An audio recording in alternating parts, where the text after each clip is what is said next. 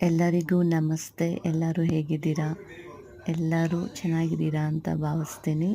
ಎಲ್ಲರಿಗೂ ಶುಭೋದಯ. ಇವತ್ತು ತಾಯಿಯ ದಿನ. ತಾಯಿಯ ಆಶೀರ್ವಾದ ಪಡ್ಕೊಳ್ಳಿ. ತಾಯಿ ಸೇವೆ ಮಾಡಿ. ಏನೇ ಕಷ್ಟ ಬಂದ್ರೂ ತಾಯಿನೇ ಅಂತಾರಲ್ಲ, ಸೊ ಅದು ಸತ್ಯ.